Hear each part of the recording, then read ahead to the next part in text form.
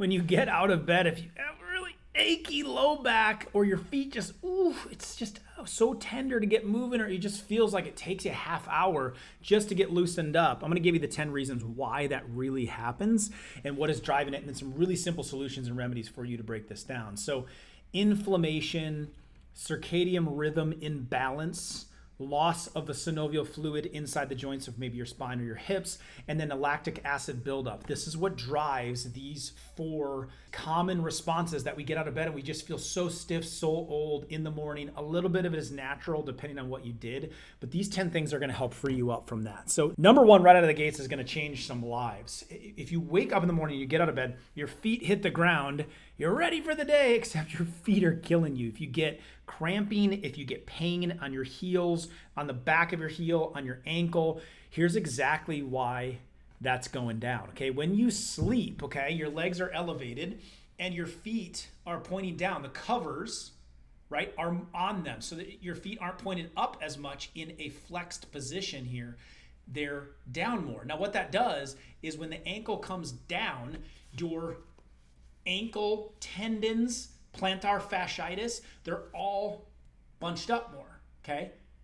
So then when you get up in the morning and you extend and flatten your foot out, you're stretching out the Achilles tendon, the calf muscle, and the fascia when you hit the floor. So the positioning that you've been in all night is actually what's creating a problem for you. So there's an easy solution for this if this is you, okay? You may suffer with plantar fasciitis. I put a plantar fasciitis rehab video in the description for you. But for those of you that just have that, kind of right around the heels, kind of hurts getting down, maybe on wood floor or harder floor, okay? Simple stretch before you get out of bed, okay? Is to, while you're laying there, instead of having the floor do it, give yourself some pumping action and stretch those out just a little bit, right? 5 to 10 up and down. You can even do some rotation, kind of get the ankles warmed up just a little bit. Elevating your feet on a pillow while you do it would be beneficial, but pump those babies, stretch those calves out, move your toes towards your head. Just take a moment there before your feet hit the floor and they will thank you. You'll get the blood flow going. Any lactic acid from maybe a buildup will get out of there. But more importantly, it will help that fascia and that Achilles tendon that have just been balled up one direction for most of the night because of the weight of the covers and how we sleep. Okay, this rolls right into number 2. A body stretch can do the exact same thing for your spine, low back, your shoulders, your neck. If you're just real achy and stiff and you hit the floor, not only doing the flexion with your feet, but start working your way up your whole body. Now, you could bring knees to chest and stretch out your low back, okay? That would be a good one before out of bed. And then just all the way up, big stretch while you're laying in bed and do the old, right? One of those. Do that while you're still laying down. Stretch those out a little bit. That spine, the synovial fluid in between the joints has significantly changed during the night. During the day, gravity's working on you and it's compressing those joints. They're full of fluid. And then now at nighttime, you're decompressing because you were laying down. Okay, so there's some rebounding that's happening there. Could be some lactic acid built up depending on your workout regimen, but that inflammation sort of settles in there. It's like you stirred up pond water and it's all muddy, and then the sediment settles right in those joints. You kind of got to wake it up a little bit. So try those just over the head stretches and stretch real far in bed before you get out of bed to do it. Bring knees to chest and do the foot bends. Number 3, then when you pop out of bed, you're sitting on the side of it, hit play on the wobble song. Wobble with me, wobble. Maybe you know that one, maybe you don't. All right, but you just wobble back and forth. Make C shapes with your body on the side of the bed.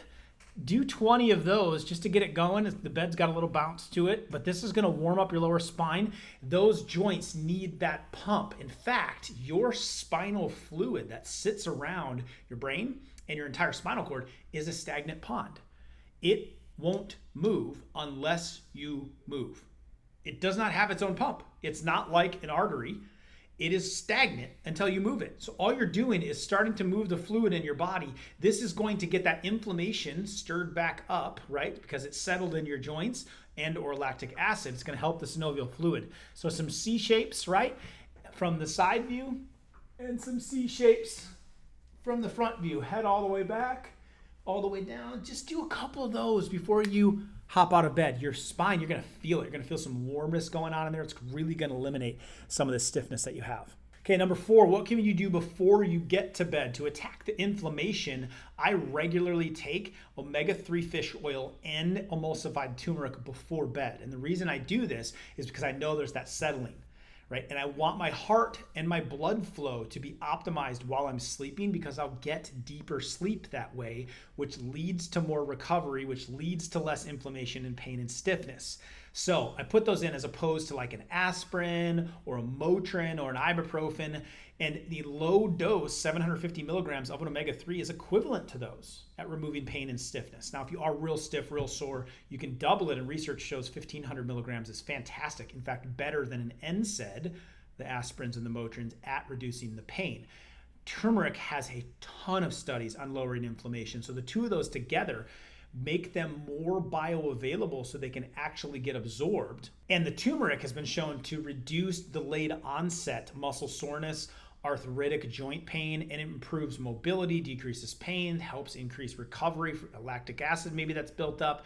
So combining those together, remember, you got to get them into the bloodstream. So when you concentrate the omega-3 in EPA and DHA and you emulsify the turmeric, they'll work together. There's a link in the description for more information on that. Number 5, what you can try is an Epsom salt bath before bed. What this does is opens up the capillaries of the skin. This is going to help with that surface level inflammation that might be building up. It's going to relax the muscles. It's going to decrease joint pain, going to lower stiffness, going to give you a little external dose of magnesium. You could even add baking soda to the water as well to give yourself a little bit of detoxification.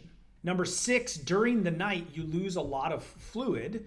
In fact, when I was a wrestler, I always knew I had to make weight the next morning. I could swing a pound to a pound and a half in my sleep. So I got to know this really well. I would go to bed a pound and a half overweight, and I would wake up on weight because of the water content that's lost during your sleep. So the first thing we should do when we wake up in the morning, I would recommend anywhere from 12 to 20 ounces of fresh water. Add some lemon to it if you want for the liver detoxifying effect. But if you get in the habit of doing that very quickly or really early on right after you get up, you're going to give those joints the fluid that they need to get going. Number 7 deals with how you sleep.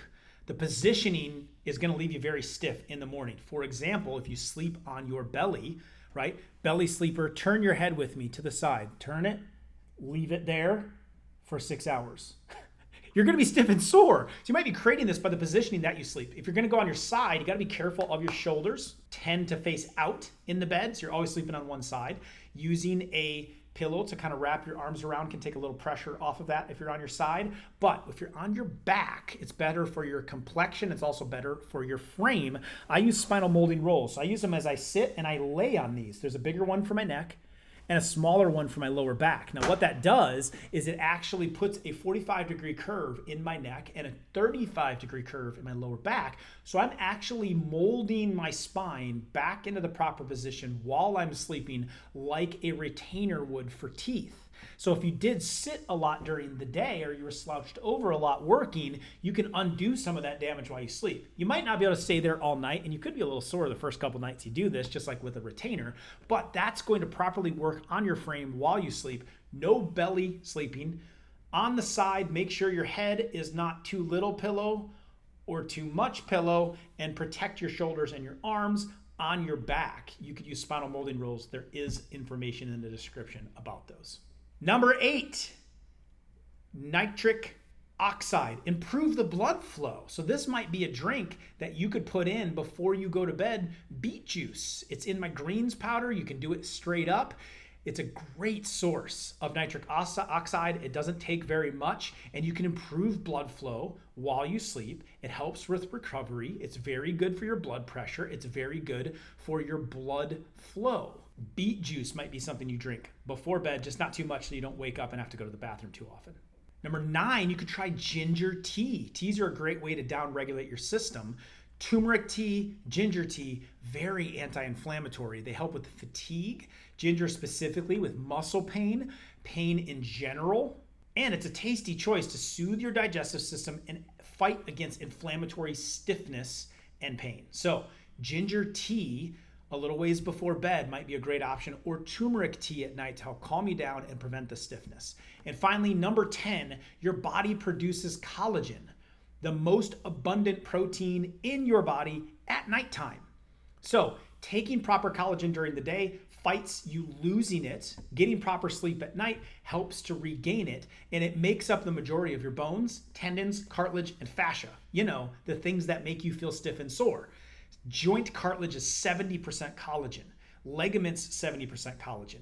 Tendons, 85% collagen. Fascia, 70% collagen. And even your muscle tissue, made up of 6% collagen. So it is the most abundant protein in your body. I take a clean form of it early in the day. I try to eat it by either making my own bone broth, getting it through meats, and also making sure you sleep, because your body produces your collagen during sleep. That's going to help out with stiffness and pain. 10 incredible ways and hacks that you can really improve your sleep specifically.